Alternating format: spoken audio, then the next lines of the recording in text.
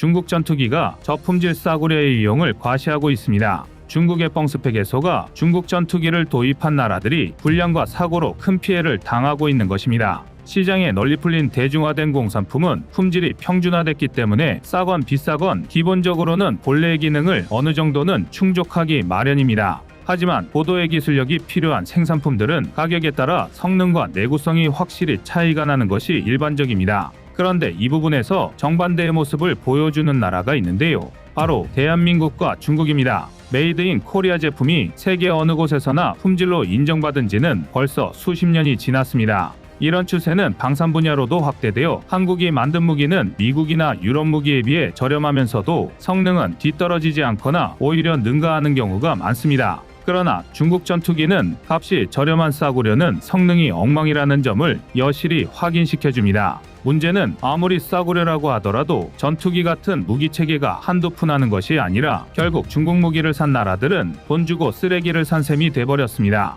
여기에는 국가 간 이해관계나 외교 문제 때문에 미국 무기 대신 어쩔 수 없이 중국 무기를 사는 경우가 많은데요. 해외의 군사 전문가들은 미국 무기를 도입할 수 없다면 그 대안은 한국 무기라고 입을 모아 말하고 있습니다. 미국이 어느 순간부터 중국 견제에 나서고 중동 국가들이 중국과 친하게 지내는 것을 막기 위해 정책에까지 개입하기 시작하자 중동 국가들 사이에서 심상치 않은 움직임이 일어났습니다. 더 이상 미국 무기를 비싼 돈을 주고 구매하지 말고 다른 무기를 구매하자는 것이었죠. 때마쳐 미국이 5세대 전투기 F-35를 중동의 정치적 영향력을 행사하는 무기로 사용하면서 균열은 더욱 심해졌는데요. 미국은 F-35 전투기를 자국과 긴밀한 관계를 맺는 국가들에 한해서만 선택적으로 판매하며 다른 국가에 대한 통제 수단으로 이용하고 있습니다. 이런 가운데 아랍에미리트가 미국과 F-35 계약을 진행하던 도중 미국이 아랍에미리트가 화웨이의 5G 기술을 사용하고 있어 미국의 민감 정보가 중국으로 넘어갈 가능성이 있다는 문제 제기를 한 것입니다.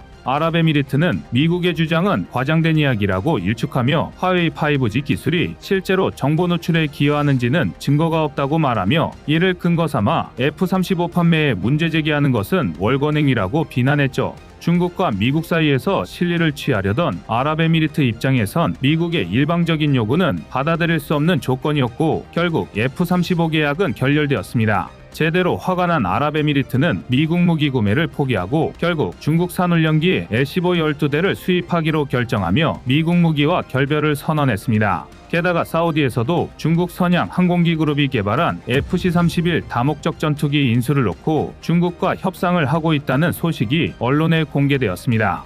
젠31로 알려진 FC-31의 경우 다목적 5세대 전투기로 F-35에 맞서는 중국의 핵심 전력이라 할 수 있습니다. 그런데 사우디가 중국 전투기를 도입할 수 있다는 움직임을 보이자 미국에서도 사우디에 F-35를 넘기는 것은 위험한 일이라는 평가를 내렸고 수출 협상을 중단하는 강수를 두며 중동의 탈미국 전략에 강경 대응하기로 결정했습니다. 그렇다면 중동에서 미국이 주도하던 정세에 균열이 생긴 이유를 알아볼 필요가 있을 것 같습니다. 상황이 급변한 것은 예멘 내전과 사우디 무함마드 왕세자가 2015년 국방장관에 취임하면서부터였습니다. 미국과의 관계를 굳이 우선순위에 둘 필요가 없다고 판단한 사우디는 이때부터 경제적으로 급부상하는 중국을 눈여겨봤습니다. 게다가 러시아 우크라이나 전쟁이 터지면서 석유가 전 세계적인 문제거리로 등장하자 미국이 사우디를 찾아와 증산을 요청한 것도 사우디로서는 불만이었습니다. 증산 및 감산에 대한 결정은 오펙에서 진행되며 이는 미국이 아닌 중동 국가들의 손에 달린 부분이었는데요. 그런데 미국은 관례를 무시하고 사우디 입장에서 강압적으로 받아들일 만큼 갑작스럽게 증산을 요청한 것이죠. 러시아가 석유를 생산하지 못하게 되면서 공급이 줄자 석유 가격이 오른 상황에서 굳이 사우디가 자발적으로 가격을 낮출 이유는 전혀 없는데 미국은 일방적인 사우디의 희생을 강요한 것이었습니다. 결국 이러한 사태를 겪고 사우디는 미국을 견제할 국가로 중국과 손을 잡으며 힘을 실어주게 됩니다. 게다가 중동 국가들은 미국을 대신하여 중국을 무기 공급국으로 교체하려는 것 같은데요. 최근 아랍에미리트와 사우디 등 여러 중동 국가들이 중국산 5세대 전투기를 구매하려는 움직임을 보이고 있습니다. 사우디를 비롯한 중동 국가들은 지속적인 전쟁을 치르며 최첨단 무기를 수입하는데도 돈을 아끼지 않아왔습니다. 그리고 미국은 중동 국가들의 무기 도입 경쟁에서 큰 수혜를 입은 국가로 무기 수출국이라는 입장에서 강력한 영향력을 행사할 수 있었죠. 중동 국가들은 미국이 자신들에게 유럽이나 한국, 일본에 비해 비싸게 팔고 있다는 걸 알면서도 미국 무기를 꾸준히 구매해 왔었습니다. 하지만 미국의 일방적인 중동 외교 정책과 무기 수출 갑질은 오히려 친미 노선을 약화하고 중국이 중동에 영향력을 행사할 수 있는 계기가 됐습니다. 이런 이유로 중동 국가들은 미국 무기 대신 중국 무기를 적극적으로 도입하려고 하는데요. 전문가들은 중동의 선택은 최악의 결과를 낳을 것이라고 예고하며 그들에게 최선의 대안은 중국이 아니라 대한민국의 무기 체계라고 권하고 있습니다. 미국 뉴스의 언론인 비즈니스 인사이더에서 중동 국가들이 중국의 5세대 전투기인 FC-31을 선택한다면 향후 수십 년을 후회할 수 있다고 경고했습니다. 그러면서 F-35의 대안을 중국이 아닌 한국에서 찾아야 한다고 주장했는데요. FC-31은 여러 의혹이 있는 스텔스 전투기로 한간에서는 미국의 설계도를 훔쳐 만든 전투기라는 이야기도 있을 정도로 미국의 모델과 많이 비슷한 모습을 가지고 있습니다. 하지만 겉모습만 그럴듯하지 진정한 5세대 스텔스 전투기의 성능을 구현하는 데는 실패했다는 것이 군사 전문가들의 중론입니다. FC-31은 러시아 엔진을 역설계한 자체적인 엔진을 사용하고 있는데요. 이 엔진의 출력과 내구성이 심각하게 떨어진다는 사실을 중국 군사 전문가들도 인정하고 있는 상황입니다. 무장에 있어서도 F-35를 따라갈 수 없으며 종합적으로 F-35의 성능이 월등한 것은 군 전문가들 모두가 동의하고 있습니다. 이런 불안전한 전투기를 미국이 싫다는 이유로 비싼 돈을 주고 구매하는 것은 어리석은 행위라는 것입니다. 그리고 이미 중국의 형편없는 전투기에 큰 피해를 본 나라들이 남긴 사례들도 있습니다.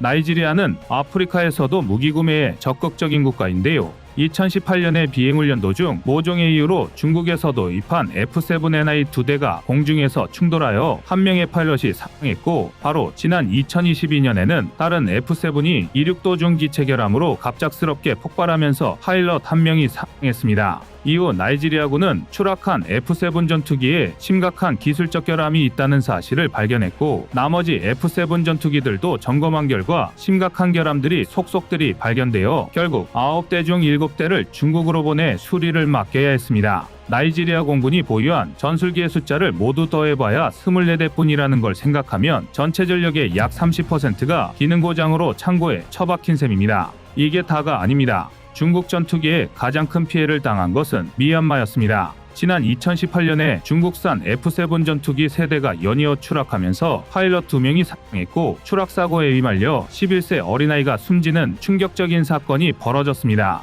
게다가 미얀마가 320억 원을 들여 도입한 중국제 JF-17 6대에 연달아 중대 결함이 발생하면서 심각한 안보 공백이 발생하기도 했습니다.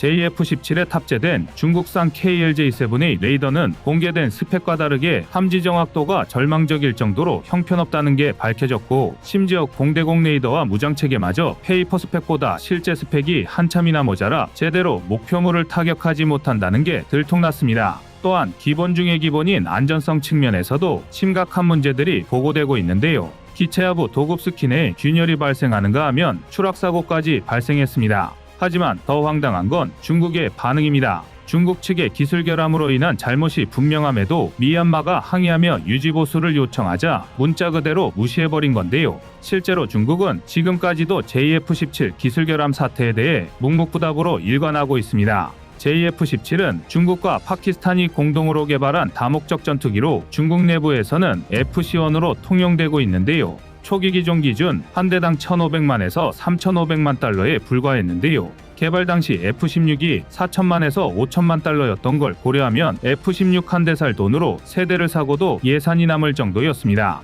심지어 훈련기인 T-50의 가격이 2천만에서 2,500만 달러 수준이니 FC-1의 가격이 얼마나 저렴했는지 감이 오실 텐데요. 더군다나 중국은 FC-1을 요격, 지상공격, 대잠전, 항공정찰 등의 모든 임무에 사용할 수 있다고 광고했으니 미얀마도 이 말도 안 되게 저렴한 가성비에 눈이 뒤집혀 FC-1을 도입한 것입니다. 그런데 만약 미얀마가 FC-1이 아닌 FA-50을 도입했다면 지금 같은 처참한 상황을 겪지는 않았을 겁니다. FC-1은 FA-50의 경쟁 기종으로 자주 거론되곤 합니다. 두 기종 모두 저렴하고 경량화된 다목적 전투기를 표방하고 있는 데다 단발 전투기라는 점까지 비슷한데요. 하지만 좀 더 구체적으로 살펴보면 FA-52 최대 이륙 중량 13.5톤, 무장 탑재량이 5.4톤에 달하지만 FC-1의 최대 이륙 중량은 12.3톤, 무장 탑재량은 3.6톤에 불과합니다. 추중비 측면에서도 FA-52, F-16에 근접하지만 FC-1은 0.95로 비교적 둔한 편입니다.